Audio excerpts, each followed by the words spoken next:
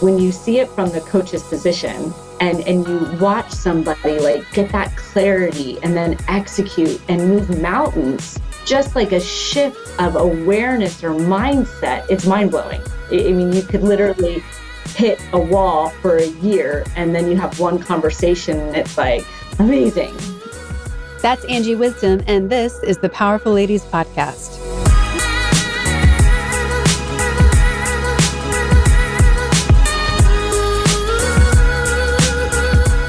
Hey guys, I'm Kara Duffy, a business coach and entrepreneur on a mission to help you live your most extraordinary life and make the impact you want by showing you anything is possible. People who have mastered freedom, ease, success, who are living their best and most ridiculous lives, who are changing the world, are often people you've never heard of until now. Today, you're in for a treat because today's guest is my amazing business coach, Angie Wisdom. She'll spill a few beans about me, we talk about her coaching journey, and we get into things we wish everyone knew about themselves and their capabilities, and so much more. I hope you enjoy this peek into who is a key contributor to my business and my life. And may she inspire you too.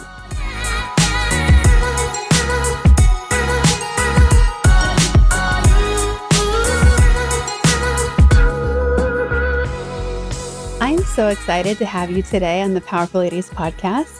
I'm happy to be here. This is going to be fun.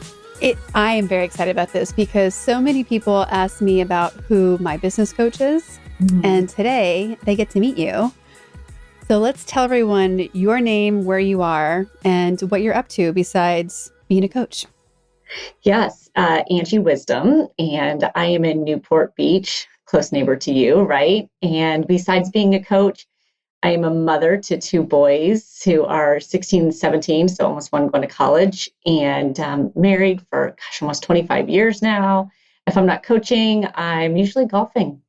Mm-hmm.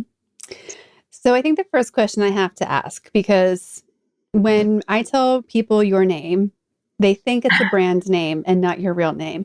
So as a coach, having the last name Wisdom is kind of perfect, but it really is your last name. It is. And everybody asks me that. You know, they're always like, is it really your name or your stage name? And it is definitely not a stage name. I got it through marriage, but it works well for the business. Yes. Hey, brisket. And of course, you know, you and I have been working together for 3 years now. Is that accurate? I think it's almost 3 years now. Yeah. Yeah. Which is crazy to me. But I know that it was so hard for me to find a coach that I felt fit and understood me. And I had talked to a couple and tried a few before I found you. And it just wasn't working. And it was so defeating because like I knew I needed a coach because there was just, I was getting in my own way about my business. I knew I was doing dumb things that were like relatively simple to fix at that stage. And it was making me so frustrated that I hadn't found you yet.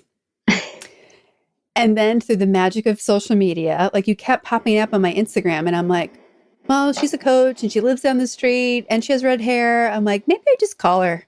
Yeah. And I think I even said that to you when I reached out and you're like, yes, let's meet. You did. And I was cracking up laughing because I remember you saying like, well, I'm a coach, but I'm looking for a coach and you have red hair. And yeah, so do you want to connect? Do you want to meet? And I was like, I love this girl. Is that the strangest outreach you've ever had? I think so. Yeah. By far. Nobody's ever reached out to me based upon my hair color before. So I knew it was a connection in that moment, you know? Mm-hmm. Well, and it's you know, the finding your coach process is hard, right? And sometimes who you need evolves over time, but I knew I needed someone who wasn't going to like just look at one piece of my life or my business or where I was stuck, but really look at the whole picture and also have someone who would just like tell me like you do such a great job this being like, can I just tell you what I'm thinking right now? Versus like guide me through questions, because I do that with my clients and I'm like, we don't need to waste any time. Like if I'm a hot mess, just tell me I'm a hot mess. I'll go fix it. Give me the to-do list. Was that different for how you normally coach people, or like How have I been a strange scenario for you, essentially? Oh, that's an interesting question. You're spot on though. Technically coaching, right, is all about asking questions and making your client come up with that answer because they have the answer and it's more empowering.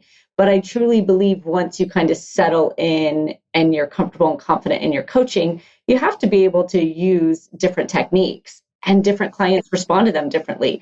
And if I feel like it's something that you need to come up with your own answer, I'll definitely ask you the questions. But I also can hear sometimes for you, you almost have that sigh and it's just like, could you just tell me, and I have no problem doing that because look, part of the beauty of having a coach that maybe has different insights or experiences that you get to use that. So you are definitely, not everybody is like that. Most people really love to feel empowered and come up with their own answers, but there are certain types, especially the reformer type, right? That right and wrong, like just give me the goods. Tell me what's right, tell me what's wrong, and let's get on with the show. Yes, which I think anyone who knows me is nodding their head right now, like, yes, that is very much what Kara's like. Right. I would love to go back to your journey because you weren't always a coach. So, how did your professional career start and how did you end up becoming a coach? Sure. My professional career, I actually started in banking when I was still in high school. I literally had like, days or like hours off of my schedule so I could work at a bank. So I kind of got into that corporate world early and thought I was going to be a nurse, but ended up in finance. I ended up working for Morgan Stanley when I think I was 22 years old. Had to fight them for it because I didn't have, the degree and the pedigree to get into the program. But once I started as a financial advisor, I loved helping people with their money, but I ended up enjoying helping other brokers and helping them raise their business. So that was almost kind of like where I dipped my toe in the water and started to coach a little bit. I ended up managing an office for them and helping brokers. Eventually went on to help my husband's business, and then we started an investment firm where again, my role was bringing in brokers, coaching them on their business. So then I wasn't even really like your certified, coach. It was like, let me help you build your business. Let me show you how to be successful. But, over time, I realized that there was healthier ways to do that instead of like, you just drag your ass across the finish line, Yeah. missing whatever, you just make it happen. I found there was a better way to do it. And that's when I really got involved in the credentialing side and the life coaching side to have a better approach to get people where they wanted to go. What has surprised you most about being a coach and what has, been the best part so far? Let's see. What surprised me most is how powerful and impactful it is. I have a coach, obviously, and I know it's helpful for me, right? Because I'm in that seat and I get the coaching. But when you see it from the coach's position and you watch somebody like get that clarity and then execute and move mountains with just like a shift of awareness or mindset, it's mind blowing, right? I mean, you could literally hit a wall for a year and then you have one conversation and it's like, amazing. And there you go. So I think that's what is really most surprising to me. I knew it was helpful, but it's really mind blowing. And I already lost track of your second question. I'm so excited about that one. I was asking what's your favorite part of being a coach? Oh, seeing people's successes. What's the biggest success you think you've helped someone achieve? I love the numbers. I love the business success for people when they start small and they're literally making their dreams come true. And now they were like a couple $100,000 company and now they're, a $25 million company and they never managed anyone before. And now they have 50 employees. Like that's really, really fun, but it's almost like systematic, right? Like there's certain things that you need to do. The life coaching side, when somebody literally transforms their life, when they started from a place of like not believing or so stressed and overwhelmed and life just sucks, to moving to this place of like, I have the best life. I love myself. I can accomplish anything. Like talking about it gives me goosebumps because that's crazy. I mean, that's the most amazing success to me. I had a client wrap up their latest package today, and we've worked together for a year, and she's trying to figure out like what frequency makes sense for us to continue working together. Mm-hmm. She's pulling in some other guides and advisors for different parts of what she's up to. And I had to stop her and be like, do you realize how different you are from who called me for the intro call? Mm-hmm. Like, so different, like energy different, attention different, like perspective, clarity, like all the things were so different. And I know, like, as being in the coachee seat, like every day feels like I show up in the same hot mess when I go to see you. I'm like, nope, back in the same hot mess. I've made no progress since last time in regards to reducing the hot mess level. But when you see it as the coach, like there's so much progress that gets made for people. Mm-hmm. Like what do you do to keep people present to that so that not only do you get credit for the magic that you're doing, but that they get credit for the work that they're doing?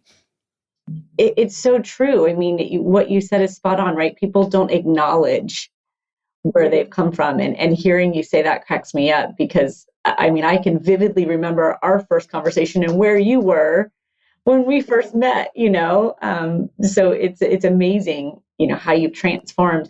But I don't want to get too far off track, but I created this morning mindset journal, right, that we can talk about. But in there's a section that's like for gratitude and a section of what was your win.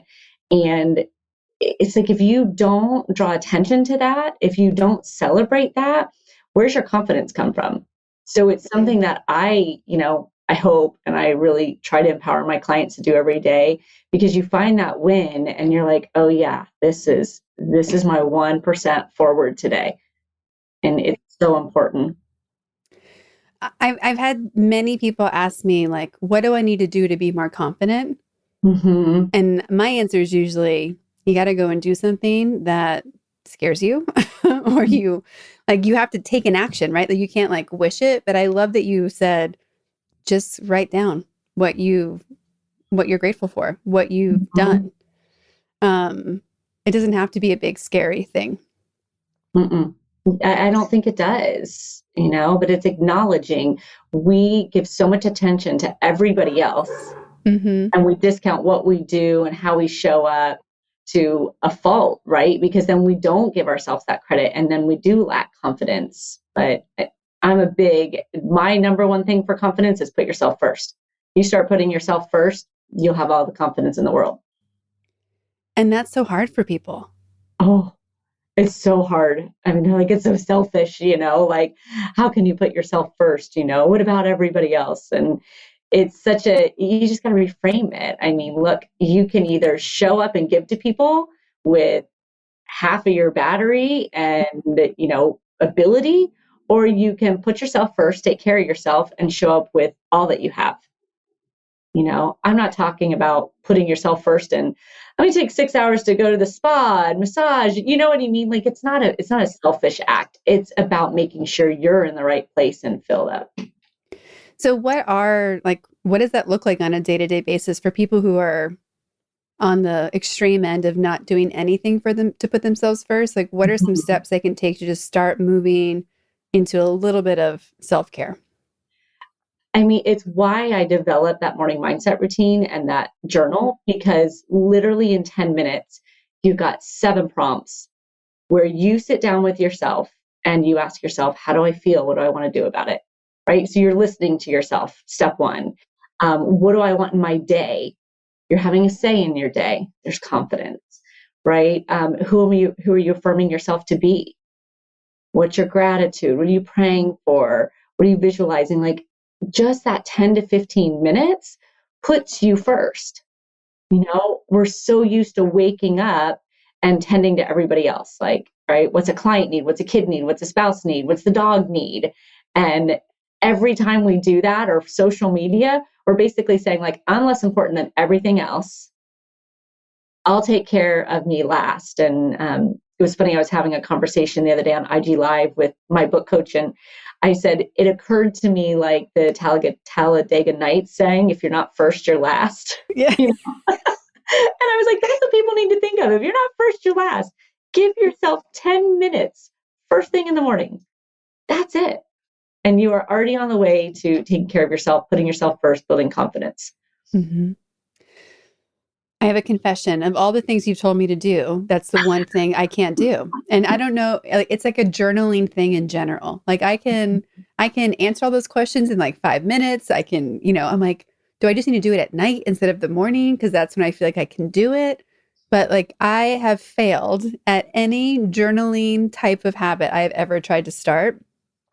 I'm willing to take on, now that I've completed the 75 hard and I'm moving into like what's round 2, to add that in. But I am so bad at it. Like, and it's not that I don't have a morning routine, but like that's the piece where I'm like, why am I either avoiding it or not thinking it's important, or whatever the psychology is behind me being like, I'll skip it. Like I literally did it for like 5 days in a row and then haven't touched it since. And it sits on my desk and stares at me like, Angie's watching. She knows you're not doing it.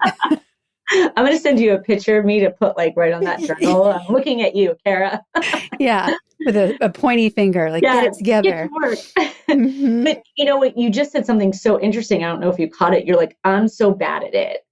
Who wants to do something that they believe they're bad at? Yes. Right? Nobody. So you're going, especially as a reformer, you're going to go in a different direction of that because you're not doing it right. You're not doing it good enough. You're not good at it. So it's like, I don't want to do anything that I'm not going to be good at. Can we tell everyone who's listening what the reformer means and what it relates to, so they can go figure out what they are? They're like, why is she calling her a reformer? Yeah, it makes me sound like some historical, religious movements. Yeah. It works though. It's good. Yes, the reformer is an Enneagram personality type. And I have all my clients take an Enneagram assessment, which is how I led you to that, right? In taking the assessment, and you figure out what personality type you are. Maybe you're a peacemaker, a helper, a loyalist. And Kara happens to be that reformer, which is really a very like black and white, right and wrong personality type. So it ties in with that. I don't do this well, so yeah, I'm not going to get involved in it. Well, and the irony, which you and I have talked about before, of there's always a symbolism that or themes that occur over and over again. Like all of my clients will be worried about confidence, or then all of my clients will have a money thing, and I'm like, how is everybody on like needing the same things at the same time? It just always works that way. And the irony of this conversation right now is that Monday in my Rise and Thrive call, we had a whole thing where I was like, guys, you have to go and find spaces where you are a novice and you don't know what you're doing and you look like an idiot and go do it. Because my example was doing jujitsu. Like I hadn't done something in so long that I had no idea what I was doing. And I had started training before lockdown. So I got to go for like 8 weeks and then I had to stop because they shut the gym. But when I went, I felt like an idiot every time.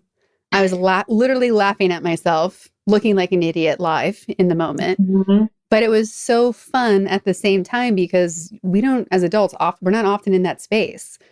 So of course, I just coached everybody on it. And 3 days later, it's like, oh yeah, and now you're actually not doing it either. So nice try. Isn't it funny how we bring that our own awareness in like that? And I'm sure you see that with your clients all the time. Yeah. Right. Where they talk about teaching an employee something, right? Or a kid or a loved one. And then you're like, mirror, right? Yeah. Yeah. So it just goes to remind everyone that you don't need to be the expert because you will continue needing to grow yourself to like actually help people in whatever area you want to help them. You just need to be ahead of them. Yes, it's exactly. Like my favorite is when clients will ask for something over and over and over again, and I will give them a option or a path or, hey, try this, call this person. And it keeps being the thing that they like don't want to take the action on. Mm-hmm. And then usually because of someone else in their space or team, again, that mirror shows up and I'm like, oh yeah, remember that conversation we had? And maybe you should finally do it because now it's like biting you in the ass because you've been avoiding dealing with it. For sure. You're like, you're the Yeah. example now, right? Yes. Yeah, especially when people, as you pointed out earlier, like move into managing teams. Mm-hmm. We do such a bad job in the corporate environment of teaching people how to be leaders. Mm-hmm. It was a racket I had, in the corporate space where like I was lucky to have like gotten my MBA. So we talked a little bit about that. Mm-hmm. Some organizational behavior spaces. I was really lucky to be in some corporate settings where they gave people leadership training before they promoted them. But it's so not common. And so often we just promote people because they are bored or like there's nowhere else to put them or all you do is move up. Mm-hmm. And I remember there was a designer I worked with at DC who said, I don't want the promotion. I just want to be the designer. Like it was so insightful of him to know, like being a design manager kind of sucks if you like designing because you never design again because you manage people and spreadsheets and budgets and it's like boring manager stuff. It's not fun. Right. But we're so not good at that. And how often do you see like leadership coming up for people in their personal and professional lives? And do you see that same gap? Every day. I mean, most all of my clients are leading companies or teams, in some way, shape, or form. And it's just so funny because they preach one thing, right, but practice something different. And I always kind of think of that expression, those who can't teach, right? And it's like, they're like, why do I know this? And I tell people to do it, but I'm not doing it myself. It's challenging. The corporate industry was never that way. It was always managing. And leading takes so much patience and presence, right? And it's a slow process. And we live in a world that is like so fast, instant gratification. I'll just tell you, we'll get it done sooner. And we don't ask questions, we just give advice. It's a battle. Mm-hmm. Well, and we also, I think, underestimate how much time it takes to lead people. Mm-hmm. Like when I tell people that they should plan to be able to contribute 25% to getting things done and 75% to their people, they have a panic attack. Mm-hmm. And I'm like, yeah, but if you are there for them, they can do all the stuff. Right. we it's amazing how we just don't want to give up doing small tasks. Yeah, the delegating is hard, or the belief that you're going to save time with it, right? Like it's that hurdle of going, well, but I'm going to have to slow down and take time now. When the reality of it is, if that's time just one time right now, you're going to get it back like a million times over. Just do it now and get it out of the way. But the thought of that is more burdensome than, doing it yourself again and again and again and again and again. So there's a lot of criticism about coaching because it's an industry that is growing and continues to expand, and not everyone is certified. Mm-hmm. How do you approach that when people say, like, what's the power of a coach and is it real? Yeah, it is. There's a little controversy behind it, right? Because it's the fastest growing, I believe, the fastest growing profession out there. And more people are like claiming to be a coach every single day. And, I coached for a long time before I was certified. I don't know that I coached to the highest ability before I was certified, but I certainly helped people create success. So I think there's a blend there, right? Of like the certifications and the credentialing, combined with experience. Right? I mean, there's something to be said too for somebody who just declares themselves a life coach and gets a 3-week certification, but, is 20 years old. I mean, you got to bring some real life experience, business, personal, whatever you're coaching around to the table. I do keep seeing like 2 women in my Instagram feed who are like, I started this business and now I'm making 7 figures as Right. 24 as a life coach. And I keep having the thought of like, who's saying yes to you? Like, and you look at the audience and they're usually adults. Uh-huh. Like if you're coaching teenagers or college students, got it. But I'm baffled at, like you said, how young some people are who are stepping into this optimize and maximize your life space, which Mm-hmm. I'm like, good for you. Like, go get your 7 figures. And like, either you are, an anointed one, or like, what's the gap that where's the other possibility of what you could be like helping somebody with, or how do we redefine what your niche really is? Because Right. life coach is so big, and it often gets confused with therapy and everything else as well. But it's fascinating to me, like all these people who do have expertise and do have credentials and do produce results who are petrified to use the word coach. And then there's Mm-hmm. other people who are like, this is what I do. And people say yes, and it's great. And you're like, oh my God, this is an example of like, just go and do it, please. It's so true. Like it was one of the things when I decided I was really going to like put myself out there as a life coach, right? I remember doing that and telling one of my friends, and he was like, "Oh, that's so exciting! Like, so you're gonna like, motivate people and like pat them on the back?" And I was kind of like cringy a little bit. And I was like, "Oh no, that was my reason right there." I'm like, "Oh, I'm keeping the name and I'm changing the name." But to this day, I have a client, a super successful client, and she's so funny. She'll be the first one to say, "I tell everyone you're my business coach."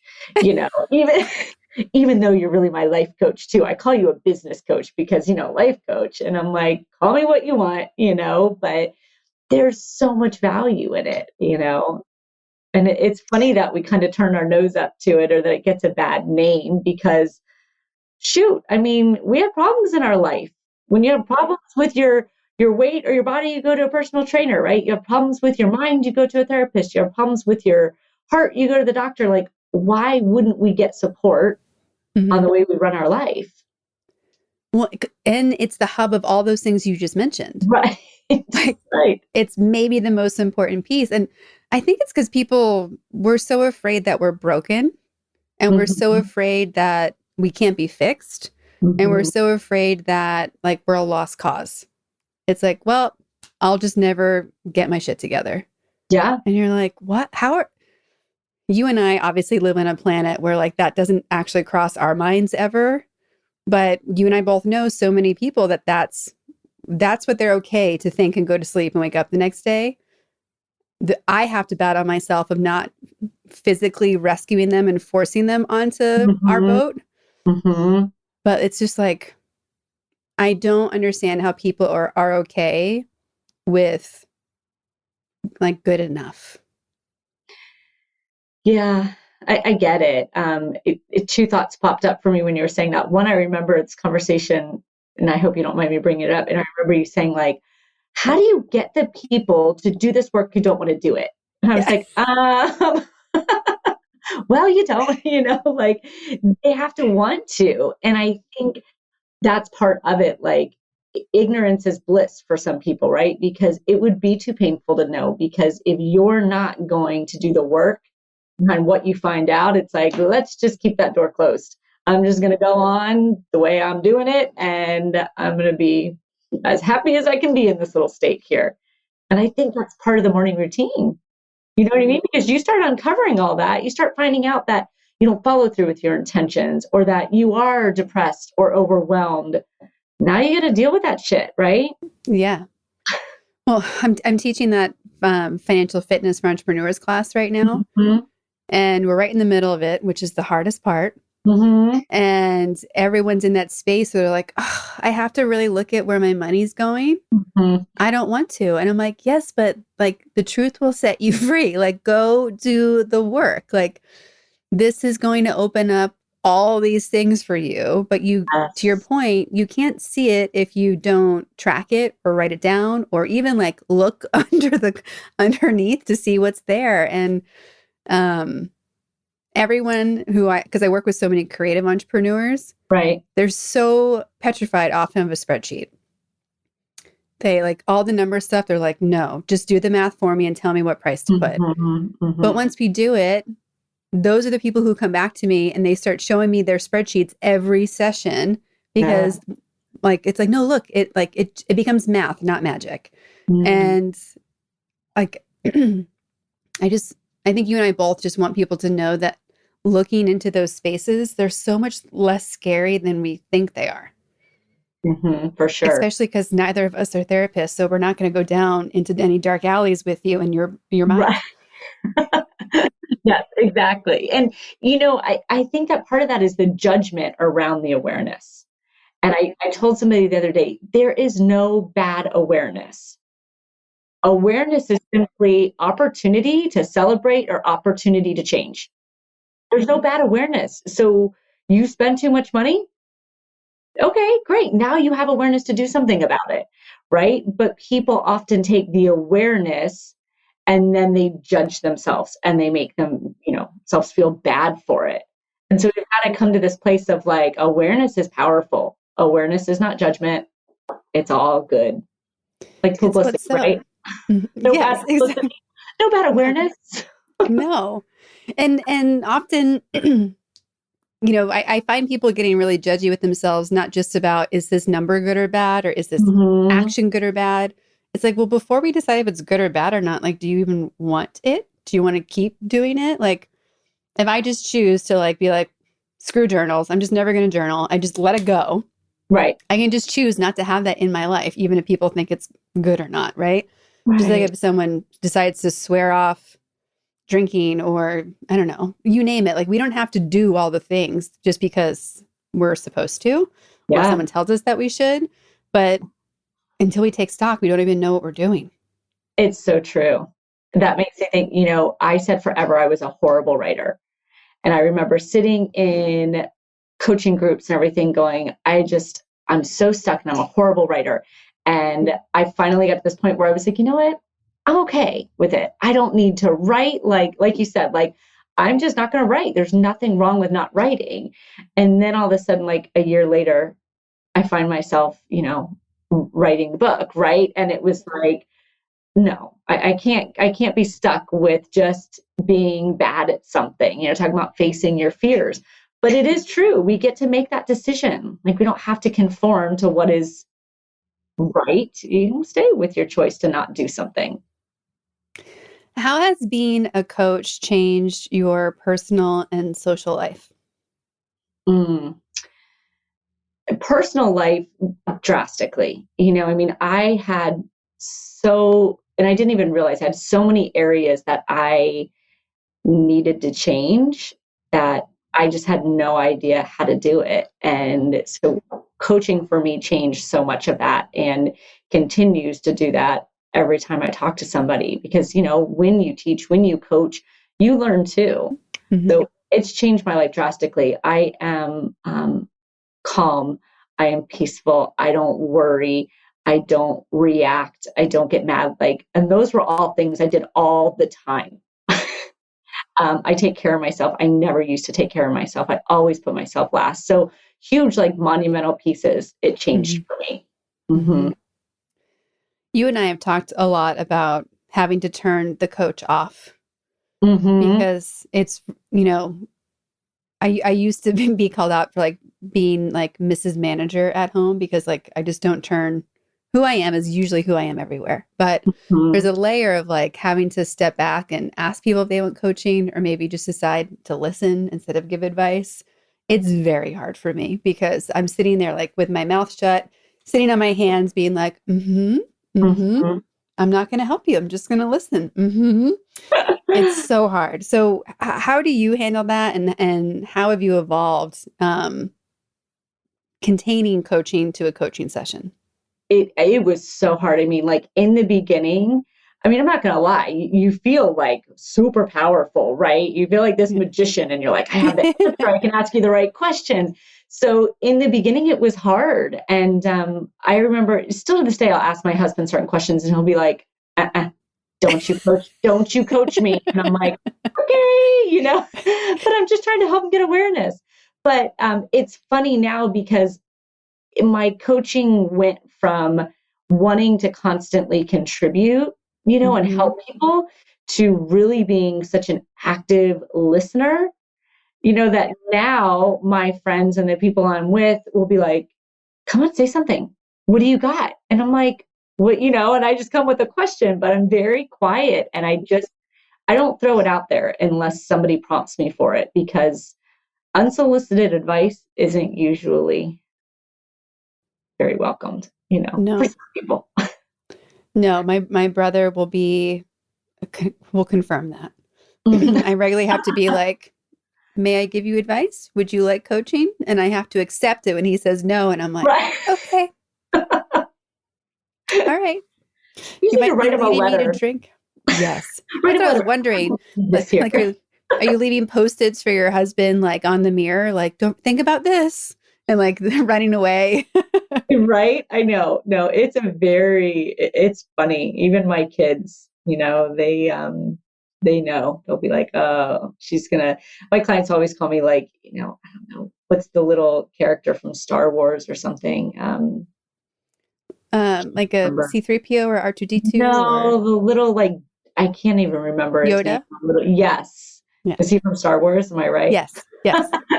Yes. And they'll be like, you're like Yoda mind tricking me, or Jedi mind tricking me, or something like that. And I'm like, no, seriously, I'm just talking to you, but the family's on guard, they're like, you gotta watch out for her. She's gonna make us do stuff that we don't even know we're doing, or we didn't even agree to.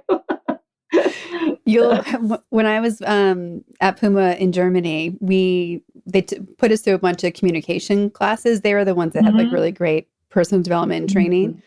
And the class was half expats and half Germans. And in there was like, my boss at the time, two of my bosses who are Italian, two other Americans. And we did this whole class about like communicating and listening.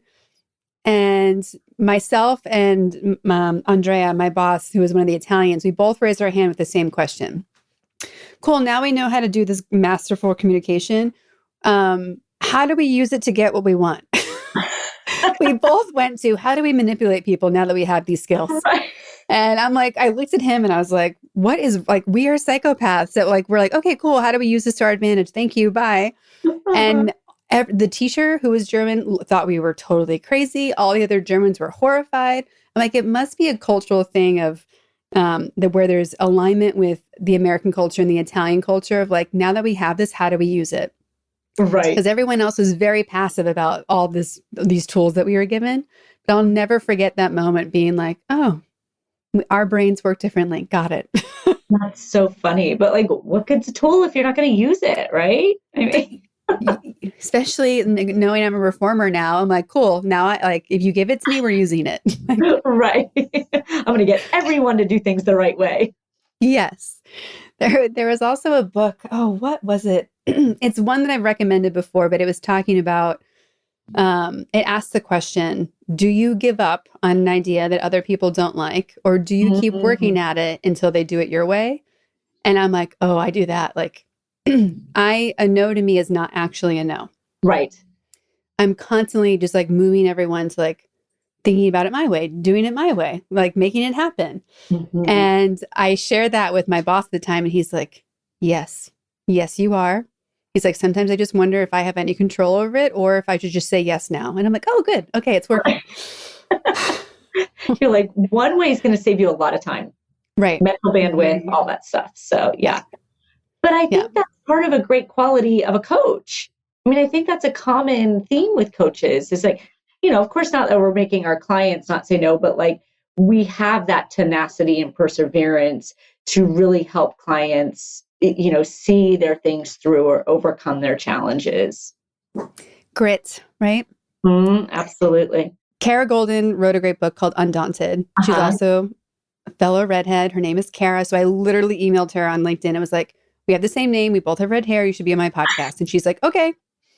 So first proof that LinkedIn direct messaging is awesome. And just be honest and people will say yes. You're an example. Kara Goldin's an example. But she has this book Undaunted, and I'm reading it going, that was me. This was my life. Like I could not believe how many parallels there were in that, like not accepting no as a reasonable answer. Mm-hmm. And it baffles me, just like when we were talking earlier about people who accept good enough. Mm-hmm. Also, like people just accepting a no when it's something that matters to them. Mm-hmm. Even like I remember my siblings in school when they would, I don't know, not get a grade they wanted or not get, I'm like, go back. Right. Like everything's negotiable. Go back. Right. And they're like, you can't negotiate my third grade test scores. I'm like, yes, you can. And it was, I'm very curious, like how I was programmed that way. Because I don't know other people in my family who are necessarily. How do you feel? Like, do you feel like you're an outlier in your family, or are you like, I know exactly where all of this came from? No, for sure. And I'm sitting here laughing about it because like my family, my primary family, husband and kids, my sisters, all of them are like, oh God, they don't stand a chance. Like whoever I'm talking to, they're like, just give her the room she wants now, just fix the dinner. Like, and they're like, but you're so nice about it, but yeah, everything's negotiable. I don't really know where I got that from either. But yeah, I just view everything like that, everything. And I had a client the other day, at the end of the year, I should say, one of her goals was to buy her first home. And she was like, I didn't qualify for my mortgage because of the way my tax returns are. And she's self-employed. And I was like, oh, well, just let's call somebody else. Don't take no. And she'd already talked to two people. And she's like, what do you mean don't take no? And I'm like, somebody's going to say yes. We just keep calling people. And so literally she just moved into her house and Amazing. she was like, because I didn't take no. But like to some people, it's just not a concept. Like you're told no and the answer's no. And you just accept that. And it's not that they're weak or not up for the challenge. It's just that's how they were raised. You get a no, you just listen and you obey. And obviously, I don't know. I guess I didn't do that a lot when I was a child. We failed that test for sure. Right? For sure. I was like, well, how about this way? Yeah. Mm-hmm. I would be doing a disservice to all of my clients and listeners if I didn't let you share some behind the scenes about our experiences together. So, what is something that you would like to share about me that you think would be interesting to them? Oh, wow. Here I like kind of locked all those secrets inside to not let any of them come out during this podcast. Threw away the key. I think I get this for myself. And so I think that your clients probably get this too, in a sense of like, we struggle too. Like you struggle when you sit with me, you have struggles, whether it's over believing that it's going to work or, seeing the picture or having the confidence. I mean, you struggle with the same things your clients do. You are not this like unicorn who has it all perfect and never has a challenge and just, is 100% on fire all the time. I think people think coaches are that way.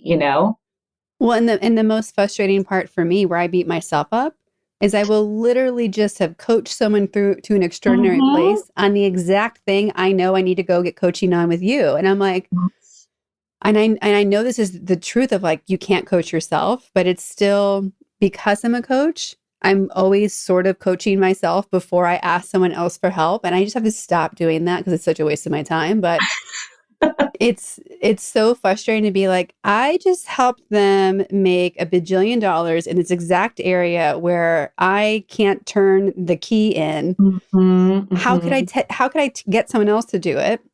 Know the right answers, know what to do, and yet I can't do it for myself. Mm-hmm. And that's what's like, I want to hit my head against the wall when that happens because I have no patience. But like, that's what I'm usually bringing to our sessions, where it's like, yep, all of these things are things that I've helped someone else do and I can't help myself do. Mm-hmm. Yeah, it's true. And so I think that's interesting, that you struggle too, and you're showing up with the coach in the same way that your clients are showing up with you and doing the work. So I think that's interesting. Also, I'll tell you this, and you may want to delete it, or but I'm going to put it out there. Like I referred you to somebody yesterday. And so I think what's interesting about you too is that we've worked together for 3 years, and I still don't think you fully know your worth. And I said that to this guy the other day. Don't kill me for this, but I was like, yeah, here's her name, here's her number. And I go, and if you look her up online, she might seem a little like softer, a little bit more like, yeah, you can do this, but she's really a freaking badass business person. So don't let anything you see, change your mind. You want her in your corner. And I'm like, she knows what she's doing, and she's got the credentials. So, that's something I find very interesting about you, Well, and I hope my entire marketing team just listened to that so they can go and fix that, because that disconnect is not okay. And you and I have talked a lot about that, right? Because it's so easy in the coaching, especially in the powerful lady space, like how there's the two businesses, to get sucked into this soft, like basic bitch nonsense that's like so icky to me, especially like the conversations you and I have had where I'm like, I would never say that. Like, how did that get posted? Or like, there's so many things that it's so easy to get sucked into what other coaches are doing. And you're like, those coaches are boring. Like, and this is not a competitive thing. It's just like every coach is so different. Right. Like, it'd be really weird if, like, I would be caught off guard if you showed up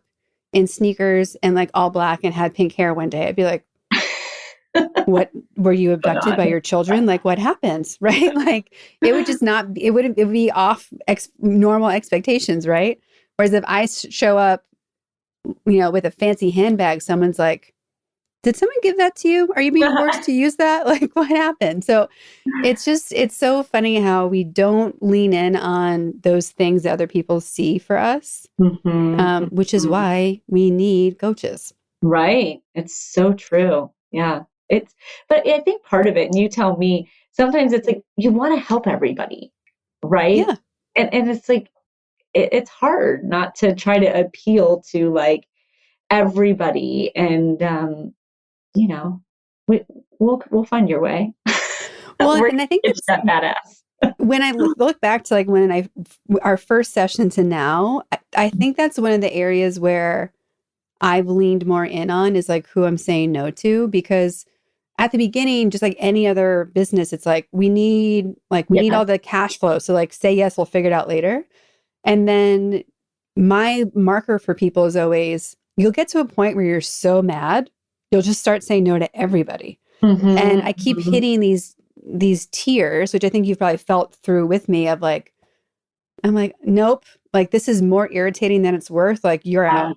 And having to fire clients, or someone said it so nice on the podcast the other day, like, sometimes I have to gently let people go. And I'm like, oh, that's much more a positive way to look at it than firing someone. Thank you for that terminology. But it's true. Like you get to a place where you're so, for me, I hear the whispering first to either do or not do something.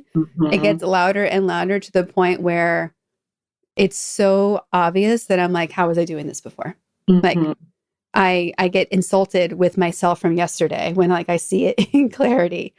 So it does keep getting more refined. And I think that's part of the mystery that we've been working through about my business, of like the marketing piece, because it's getting more refined in how I'm selling and who I'm saying yes to, and like all the behind the scenes stuff, but outwardly it's not getting refined. Right. Yeah. You definitely got there with your clients. And I'm still, I remember we went out to dinner, right? Like a while ago, and I was like, you need to be at like a bigger table. Like you should have a bigger seat. And you've constantly been kind of going in that direction, and you're taking those seats. But yeah, the marketing just has to kind of follow. You know? But it's hard. Yeah. Marketing's so hard. It's also hard when you're so focused on doing the work versus talking about it. Right. Like, and for me, the marketing piece is where I've struggled the most to find the right team and and perspective and like understanding what I'm actually doing. Mm-hmm. So I'm excited about people who are on my team right now, but it's been an area where I keep wanting to give it away and like really step into that leadership space of like, here, you take it. Like, you're an expert, I'm not. Let me focus over here. Like, I really want to be in the product space and the leading space, not in the talking to people I haven't met yet space. Right. And obviously, I don't mind if it's a podcast or something else, but like to daily content creation, I mean, it makes me roll my eyes even just right now, being like, ew. I saw that. I'm like, whoo, that is not an interesting, you're like, yeah, no, I saw. No. But I've really been impressed in the past couple of months in particular, seeing how you've shifted your marketing approach. You're doing a lot more reels. I keep like forwarding to my team, like, look how great this is. What would this look like for us? And you're doing like, I really see you stepping into talking to strangers more than you ever have. Was that a strategic decision? Are you working with a marketing specialist? Is this just, you and your infinite wisdom? Like, how did that marketing shift happen for you? And thank you, first of all. I appreciate you noticing that. I think really at the start of this year, I said my two words were impact and passion. And it all stemmed from that. It was like my coaching business, my one-on-one business is at capacity. My groups fill up. I'm writing a new book. My book's almost done. And that was kind of like, how do I help anybody who wants it? How do I have an impact on the people who are ready to receive it? And that's kind of where I took my marketing. It was just like, here, let me put out these core pieces. So I think there was a shift from, I'm not selling anymore, which is just super powerful, right? I mean, marketing needs to sell, but you get into this place where you're really free, right? When you're like, I don't care if anybody, I don't have anything to sell anymore. Yeah. I mean? Like, now I can just like put out there how I can impact your life and share with you. So I think that was the huge pivot for it, because I just started talking and sharing and really going, how can I impact somebody's life or day in these, 60 seconds on a reel? And that's my purpose, impact and passion. And for all of my clients and Thrive members who are listening to this episode, I hope they hear the echo of why we were focusing in January about how do we achieve our sales goals in Q1, because we got more things to do than sell. Yeah. You're the example of that, right? Because we don't realize how much selling takes up our time, right? There's intro calls and follow through and onboarding. Like, there's so many pieces to that. So if we can just get that handled now, we can literally move on to something else. Absolutely. Yeah. Yeah. When you hear the words powerful and ladies, what do they mean to you individually, and do they shift when they're put together? Powerful to me is just like capable, right? Like beyond belief. You can move mountains, kind of that not take a no, right? Like, you are powerful. You can get things done and make things happen. Ladies, I think there's a grace with it, right? Like, there is some class, there is elegance with it. So being a powerful lady is this ability to get things done and to make things happen from a place of grace and class. So that's kind of what comes up for me. How much have other powerful women impacted your life and trajectory? Full transparency, not a lot. I didn't grow up with a whole lot of women role models at all. My stepfather was probably kind of like that shining light for me. So I really didn't have a lot of the female role models that impacted me. Probably not until, and look, I was in a male dominated industry, right? I was in financial services my whole life. So I didn't have any female leaders, never had a female leader, if you believe that, ever. So I do. Yeah. I didn't have female leaders. I didn't have female mentors. Probably the first space in that was moving into coaching, right? When I started taking courses from female leaders or working with female coaches, that I really got that empowerment. Mm-hmm. I mean, feel the same way. Like I've had powerful women in my life from a family Mm-hmm. perspective, Mm-hmm. but in I mean, I had female bosses early on, but the first couple of ones I had, I didn't relate to. Mm-hmm. That like it was like this weird, like playing the role of being a leader, but not thinking you could be a leader energy. Right. And then working in sports, fashion, and sneakers for a long time, and then skateboarding. I started getting a few more because there were more peers that were kind of Mm. coming up with me. But there's been many tables where if you ask me like who's inspired me the most, until the past maybe 10 years, there probably wouldn't have been a lot of women on that list. Right. More women I didn't want to be like than be like. Interesting, right? Yeah.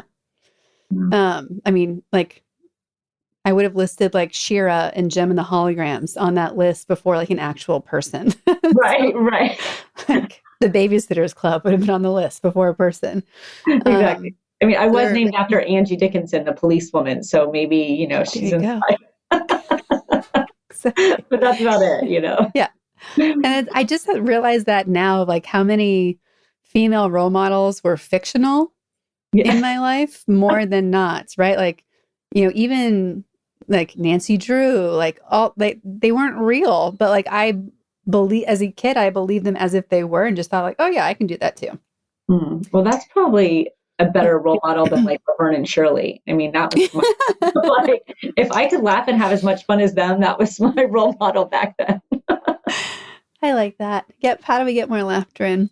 Mm-hmm. You hit a little bit on how you've been kind of expanding your value ladder. And one thing that you keep coaching me on, which I want to make sure people hear, is how you've approached your business of like securing the top of your value ladder and making that fill. But like you've been doing a waterfall effect where I Mm-hmm. think so many people, even myself, have done this of how do we do the entry price point first versus fill the top pieces. Mm-hmm. So because you've had success in going top down, you have your journal now, you're writing your book.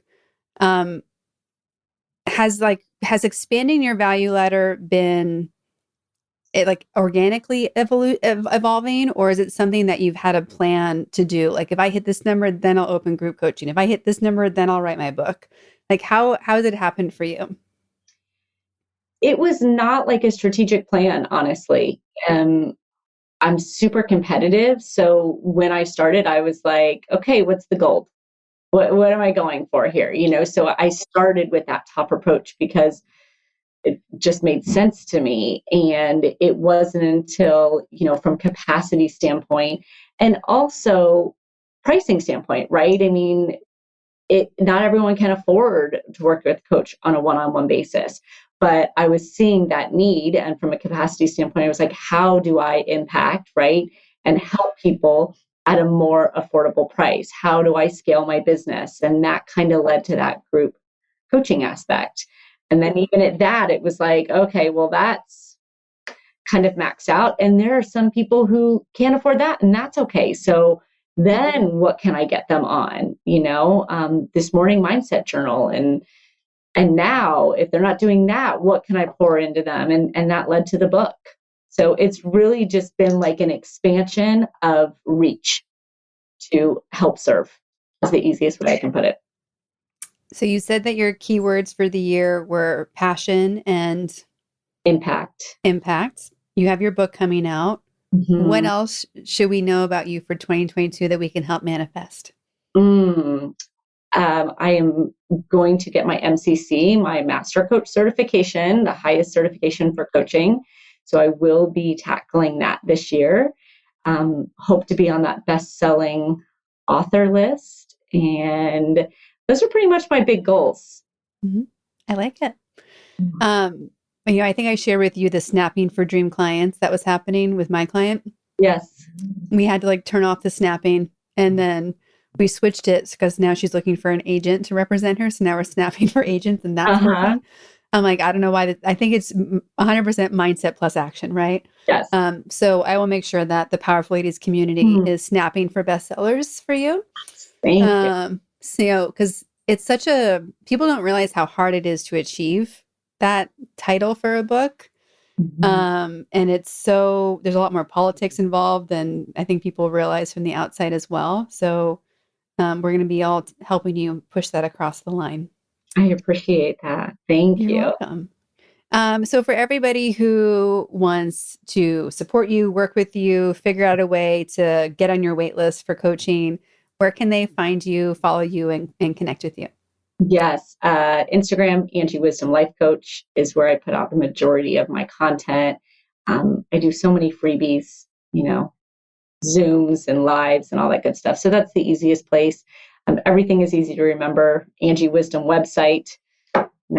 It's just the name. So I'm super accessible. And even at this level and capacity, I respond to my DMs personally. I respond to the emails, and I'm always happy to help and lead. So those are the best ways.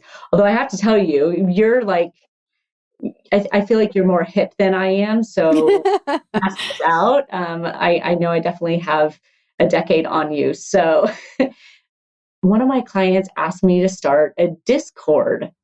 Oh, yeah. server. So soon I'm going to be able to say, well, I created my server. So soon I'm going to be able to say you can find me there. So that's pretty interesting. So fancy. Right? Yeah. I think the bridge is TikTok too. That TikTok masterclass that I hosted with the guest expert was like drinking from a fire hose. So I think we're going to have to like break it down and do some more supporting things for it. But we literally had people on there who were like 16 to 70.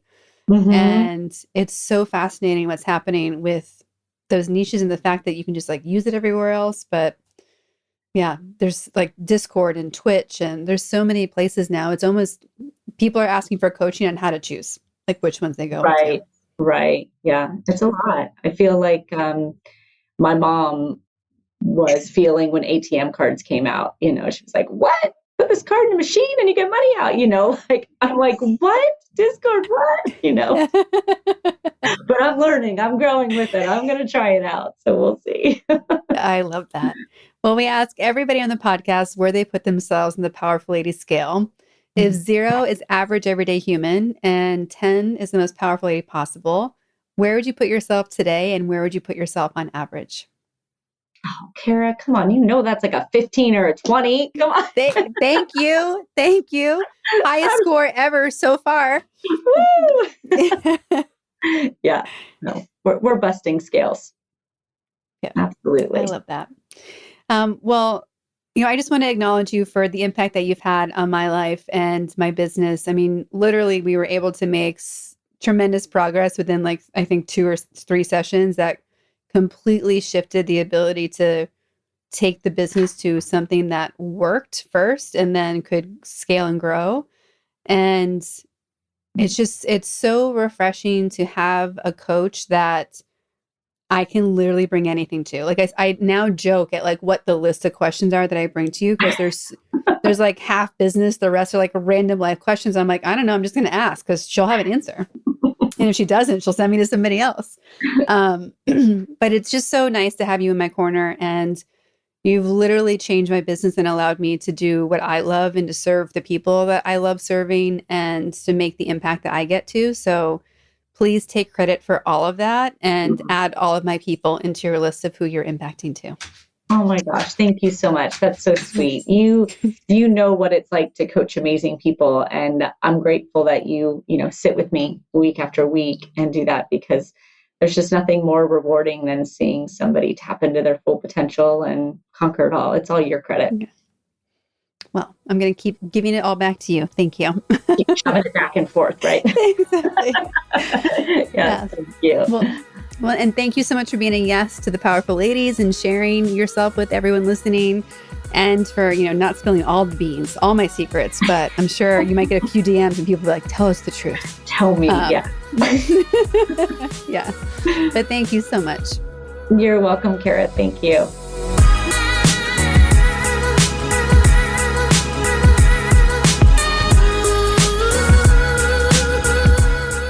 All the links to connect with Angie are in our show notes at thepowerfulladies.com. Please subscribe to this podcast wherever you're listening and leave us a rating and review. They are so critical for podcast visibility.